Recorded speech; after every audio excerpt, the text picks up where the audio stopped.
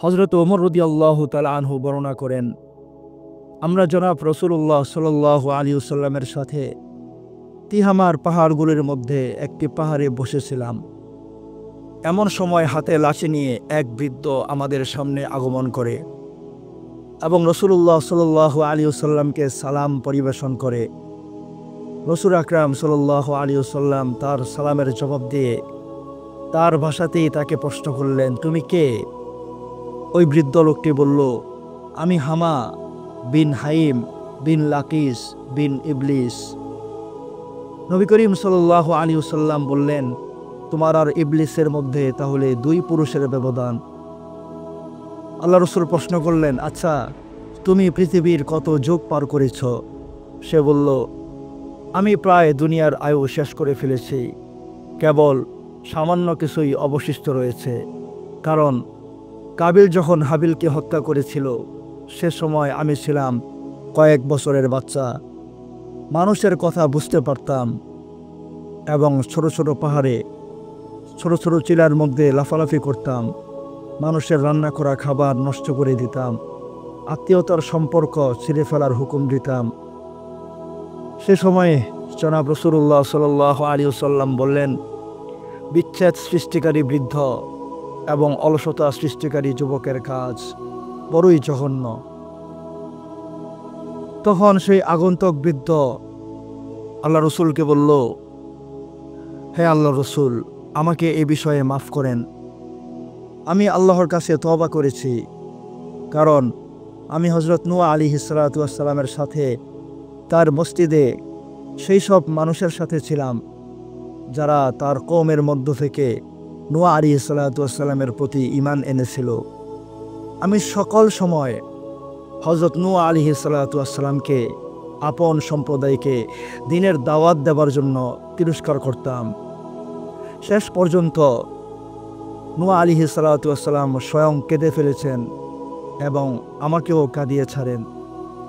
নূহ আলাইহিস সালাতু ওয়াস সালাম বলেন, যদি আমি তোমার কথা শুনে দ্বীনের দাওয়াত দেওয়া ছেড়ে দিতাম, তাহলে লজ্জিত অবস্থায় পতিত লোকদের অন্তর্ভুক্ত হওয়া থেকে আল্লাহর আশ্রয় প্রার্থনা করছি। আমি নিবেদন করেছিলাম, হে নূহ, আমি হলাম তাদের একজন যারা কাবিল বিন আদম কর্তৃক ভাগ্যবান শহীদ হাবিলের হত্যাকার্যে শরীক ছিল। আপনি কি মনে করেন আল্লাহর দরবারে আমি তওবা করলে তওবা কি কবুল হবে? নূহ আলাইহিস সালাতু ওয়াস সালাম বললেন, হে হামা, পুণ্যের সংকল্প করো এবং দুঃখ অনুতাপে ভেঙে পড়ার আগে সৎ কাজে লেগে পড়ো। আল্লাহ তাআলা আমার উপরে যা অবতীর্ণ করেছেন তাতে আমি পড়েছি, যে ব্যক্তি পুরোপুরি দিনদারির সাথে আল্লাহর পথে ফিরে আসে, আল্লাহর কাছে তওবা করে, আল্লাহ তাআলা তার তওবা কবুল করেন। হে হামা, তুমি উঠো, ওযু করে 2 রাকাত নামাজ পড়ো। সুতরাং তখনই আমি হযরত নূহ আলাইহিস সালাতু ওয়াস সালামের নির্দেশ অনুযায়ী আমল করতে শুরু করি। অতঃপর তিনি আমাকে ডেকে বললেন, হে হামা, সেজদা থেকে মাথা উত্তোলন করো, কারণ তোমার তওবা আসমান থেকে নাজিল হয়েছে, আল্লাহ তোমার তওবা কবুল করেছেন। সুতরাং আমি আল্লাহর ওয়াস্তে 1 বছর যাবৎ সেজদায় পড়ে রইলাম। আমি হযরতে হুদ আলাইহিস সালাতু ওয়াস সালামের সাথে সাক্ষাৎ করেছি। হুদ আলাইহিস সালাতু ওয়াস সালামের সাথে সেজদায় শরীক ছিলাম যখন তিনি আপন সম্প্রদায়কে সঙ্গে নিয়ে সেজদা করেছিলেন। তাকে আমি তার সম্প্রদায়কে বারবার দ্বীনের দাওয়াত দেবার জন্য বর্জনা করতাম। শেষ পর্যন্ত আপন কওমের কথা ভেবে তিনিও কাঁদেন এবং আমাকেও কাঁদান। আমি হযরত ইয়াকুব আলাইহিস সালাতু ওয়াস সালামের সাথে দেখা করতাম। হযরত ইউসুফ আলাইহিস সালাতু ওয়াস সালামের দরবারে বিশ্বস্ততার পদে আসীন ছিলাম। হযরত ইলিয়াস আলাইহিস সালাতু ওয়াস সালামের সাথে উপত্যকায় সাক্ষাৎ করতাম এবং এখনও তার সাথে আমি সাক্ষাৎ করছি। হযরতে মুসা আলাইহিস সালাতু ওয়াস সালামের সাথেও আমার মোলাকাত হয়েছিল। তিনি আমাকে তাওরাত শিখিয়েছেন এবং বলেছিলেন, যদি হযরত ঈসা আলাইহিস সালাতু ওয়াস সালামের সাথে তোমার সাক্ষাৎ হয় তবে তাকে আমার সালাম পৌঁছাবে। তা আমি হযরত ঈসা আলাইহিস সালাতু ওয়াস সালামের সাথে সাক্ষাৎ করেছি এবং মুসা আলাইহিস সালাতু ওয়াস সালামের সালামও তাকে জানিয়েছি। হযরত ঈসা আলাইহিস সালাতু ওয়াস সালাম আমাকে বলেছিলেন, হযরত মুহাম্মদ সাল্লাল্লাহু আলাইহি ওয়াসাল্লামের সাথে যদি তোমার সাক্ষাৎ হয় তবে তাকে আমার তরফ থেকে সালাম নিবেদন করবে। হে আল্লাহর রাসূল, আমি ঈসা ইবনে মারিয়ামের পক্ষ থেকে আপনাকে সালাম পরিবেশন করছি। এই কথা শুনে জনাব রাসূলুল্লাহ সাল্লাল্লাহু আলাইহি ওয়াসাল্লাম অশ্রু সজল হয়ে গেলেন এবং তিনি কাঁদতে শুরু করলেন। তারপরে বললেন, ঈসা আলাইহিস সালাতু ওয়াস সালামের প্রতি দুনিয়া থাকা পর্যন্ত সালাম শান্তি নেমে আসুক এবং হে হামা, আমানত পৌঁছানোর জন্য তোমার প্রতিও সালাম বর্ষিত হোক। হামা তখন বলল, হে আল্লাহর রাসূল সাল্লাল্লাহু আলাইহি ওয়াসাল্লাম, আপনি আমার সাথে তাই করুন যা করেছিল হযরত মুসা ইবনে ইমরান আলাইহিস সালাতু ওয়াস সালাম। তিনি আমাকে তাওরাত শিখিয়েছিলেন।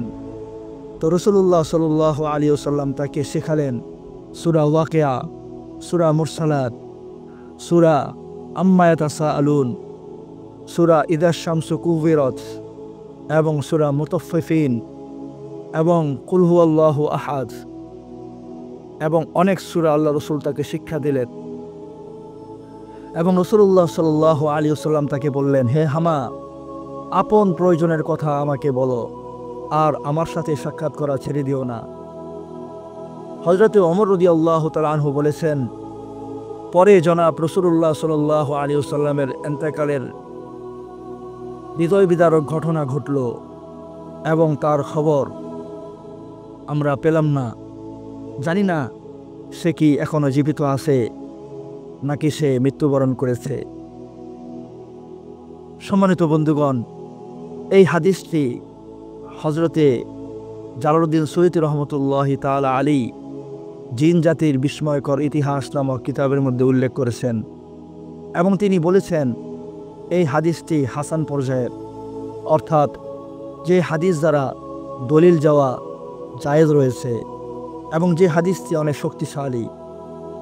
তো সম্মানিত বন্ধুগণ, আল্লাহ তাআলার পৃথিবীটা বড়ই রহস্যজনক। এই পৃথিবীতে কে কতদিন হায়াত পাবে সেটা আল্লাহ তাআলাই ভালো জানেন।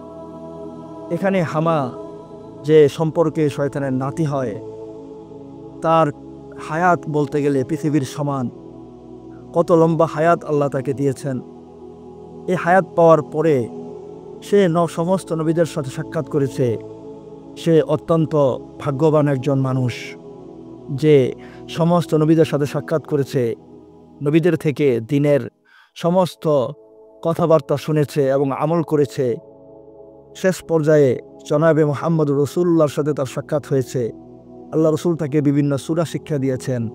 পরবর্তীতে সে সেখান থেকে উধাও হয়ে গিয়েছে।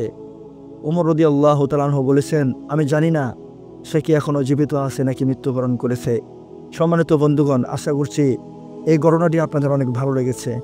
তো অবশ্যই আমার এই চ্যানেলটিকে সাবস্ক্রাইব করবেন এবং আপনার সমস্ত মতামতগুলো আমাকে কমেন্ট করে জানাবেন এবং এই ভিডিওটি বেশি বেশি শেয়ার করবেন। আর সবাই সুস্থ থাকবেন, ভালো থাকবেন। দেখা হচ্ছে সামনের কোনো ভিডিওতে। আজকের মতো বিদায় নিচ্ছি। আসসালামু আলাইকুম ওয়া রাহমাতুল্লাহ।